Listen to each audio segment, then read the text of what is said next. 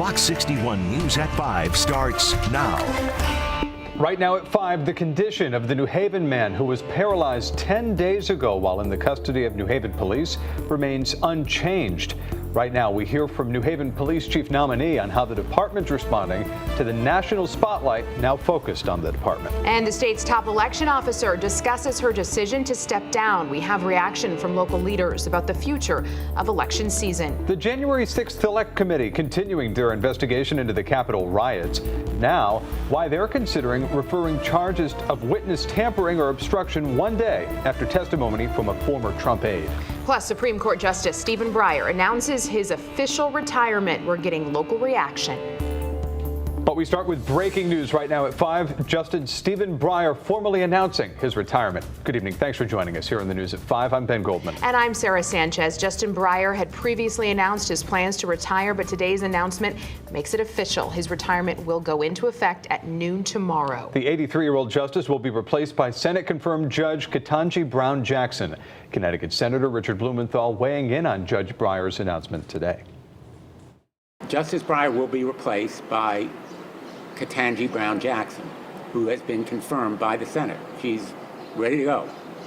And my expectation is she will vote exactly the same way, even if it's in dissent, as Justice Breyer was, on the Dodds v. Jackson Health Center decision. Jackson once clerked for Breyer and is expected to fill Breyer's vacancy in the coming months.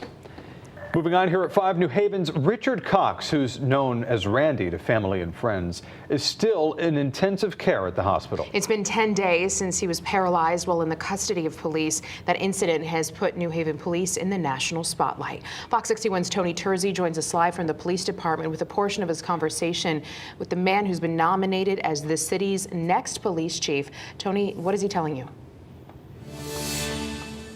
Sarah and Ben, Assistant Chief Carl Jacobson spoke to us about an hour ago on various topics, and he's a member of the police department for the last 15 years, and he said he's really anxious to right the ship. We've already begun to look at all the policies and procedures related to transport, asking people if they're injured, what we do when someone says they're injured. And Assistant Chief Jacobson says one of his top priorities is implementing his legitimacy and procedural justice plan, which is simply giving everyone a voice. Due to this incident, we've lost some of the community's trust, and we need to gain it back. So we got to start this stuff right away. At last night's town hall meeting hosted by the NAACP at a local library, Jacobson said the police department is with the community in wanting justice for Randy Cox. And we're going to do everything possible to make sure that, A, this doesn't happen again, and that Randy Cox gets a fair shake. And we pray. I told his family last night, many police officers in this building are praying for a speedy recovery. And he adds if he's fortunate enough to be confirmed next Tuesday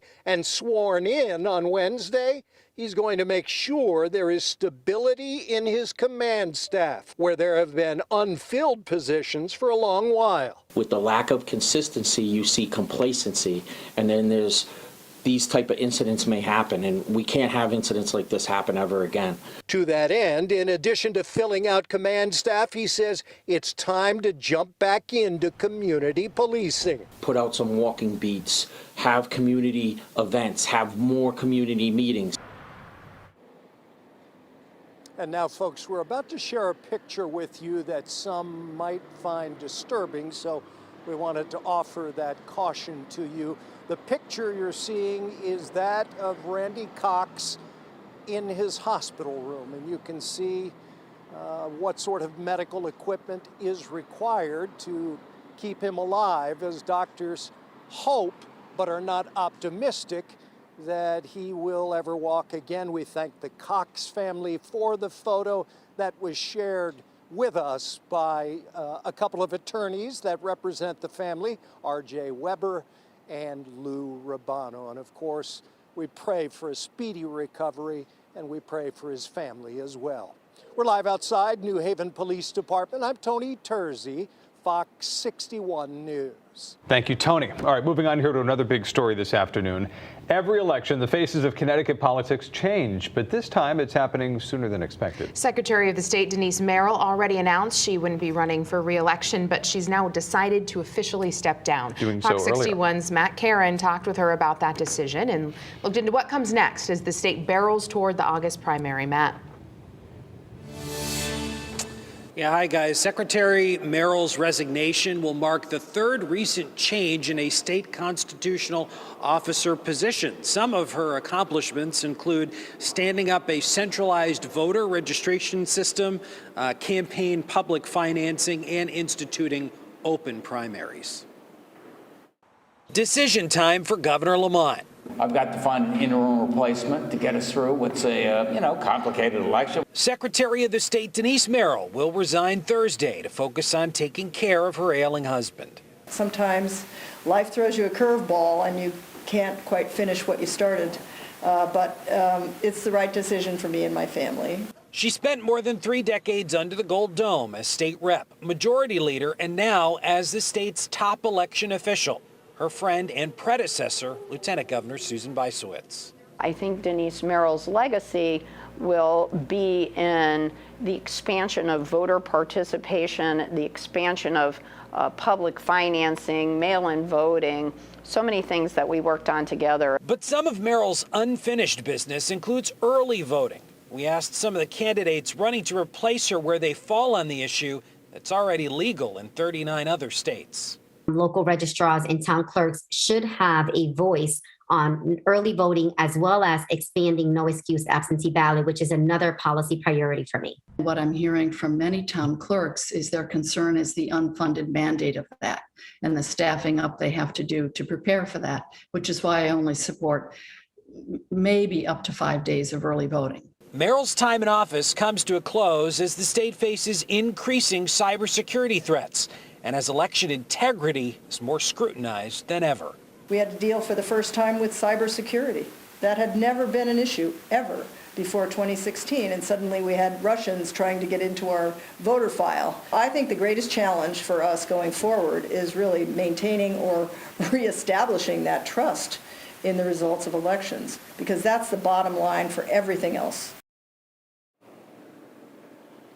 All right, and Governor Lamont said that he will appoint an interim secretary of the state within a day or two. On his short list is the deputy secretary of the state, Scott Bates, who did have to resign from a previous position at the Connecticut Port Authority following a financial scandal there. Secretary Merrill, meanwhile, was my guest on The Real Story recently. We covered a range of election-related topics. If you'd like to watch that full interview, you can find it on our website, fox61.com. Reporting inside the state capitol, outside the Secretary of the State's office, Matt Caron, Fox 61 News. Thank you, Matt. Let's switch gears here to the Weather Watch. Today's been a beautiful day, looking at people in New Haven enjoying the sunshine, playing some drums. We're in a summer mood here. And luckily, it's expected to last. That's the good news. We're all kind of enjoying the lack of humidity, though. That's been quite the enjoyment out there. Rachel Frank in now with a look at that forecast. Hi, Rachel. Yeah, we get one more day just like today with the warmth and without the humidity. But on Friday, woo, we're going to be sweating highs in the 90s. The humidity is back. And really that heat-humidity combination only lasting for a day before we step into the weekend. Now, the radar and satellite, it's quiet here close to home. There's a slight chance for a shower or sprinkle in spots as a front approaches this evening, but it's not going to do very much. So please continue any of your outdoor plans. Don't worry about that little shower chance, although one or two may pop up through the course of this evening. The humidity, again, really comfy out there, and eventually that will change. Tonight, rather, if you're going for a run, 9 o'clock, temperatures are in the mid-70s. You're just walking the dog. It's looking beautiful. Overnight lows will drop into the upper 50s to low 60s as we head towards daybreak. And tomorrow is another summer beauty. By 10 a.m., temperatures are in the mid-70s, and we'll see high temperatures that climb into the mid-80s as we head through the afternoon, even along the Connecticut shoreline. And then we really start to heat things up. We'll take a look at that, plus the shower and thunderstorm threat as we head into the holiday weekend. It's not a weekend washout, though. We'll explain coming up. All right, Rachel, thank you. All new at 5, a Naugatuck Board of Education member is refusing to step down after parents say that he shared inappropriate images on social media 8 years ago. Fox 61's Carmen Chow has details. The board member, Aaron McCool, admitted last Thursday that those posts were his, but that he's now a changed man. Parents, on the other hand, don't believe that. These are just a few of the pictures and memes board member Aaron McCool have shared on social media sites like Tumblr from back in 2014. A teenage girl in a cheerleader outfit with her mouth duct taped, tied up at her hands, ankles, and thighs.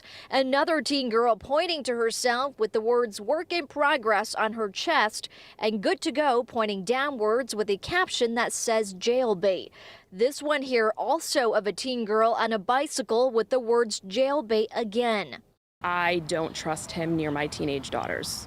Jessica Noble, a parent of children who attends Naugatuck Public Schools, says she just wants McCool to resign, fearing he still engages in this behavior around children. Parents are questioning their children's safety. He has access to our kids. For whatever reason, as a board member, he can attend any function at any school, and we don't trust him.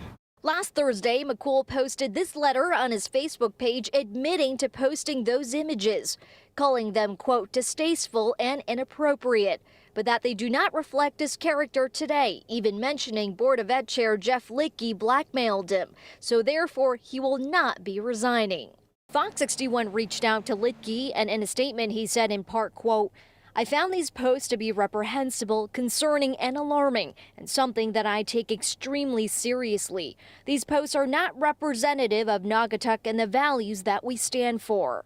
Davisha Augustin says she has her hesitations on whether McCool is really a changed man or not. I know these photos were taken years ago, but we don't know what you are doing right now. We don't know what changed.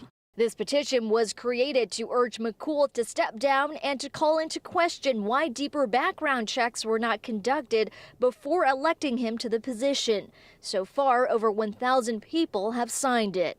I did reach out to Aaron McCool on Facebook asking if he wanted to speak, but I have yet to hear back. Parents also telling me they are holding a protest next month, urging him to step down if he hasn't already. Reporting in Naugatuck, Carmen Chow, Fox 61 News.